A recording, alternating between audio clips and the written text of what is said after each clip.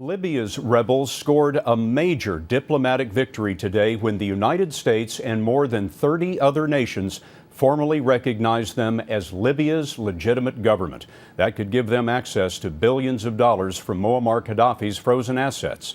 Mark Phillips is with the rebels on the front lines, just 60 miles from Tripoli. The rebels in Libya's western mountains have learned to fight fire with fire. Twice now they've launched attacks in the seesaw battle over the strategic village of Qawalish, which sits just 60 miles from Tripoli, firing rockets they'd previously captured from government troops back at them. Qaddafi loyalists fell back under the barrage, but the 10-day battle for Qawalish has taken its toll on the rebel side. They lost 8 dead in this latest assault, mostly from the nearby town of Zintan, where it seemed the entire male population came out for the funeral.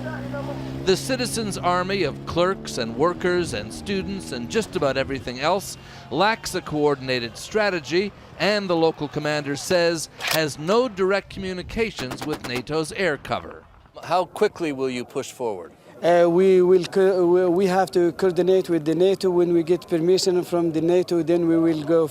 We will advance. You're waiting for NATO permission? Yes, we are waiting the NATO permission. The rebels now nervously guard their front again, hindered by their makeshift weapons, and because these mountain people fight in small, disjointed bands from individual, often rival towns.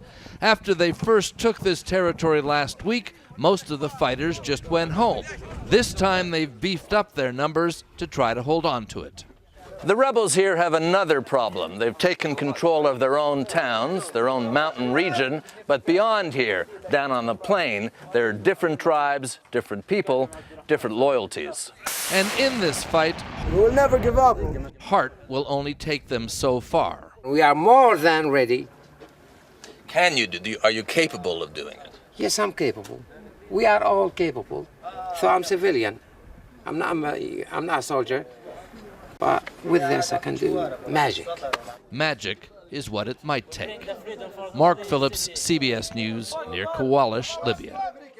After watching Mark's story, we were wondering, as you might be wondering, how are the rebels going to overthrow Qaddafi by force?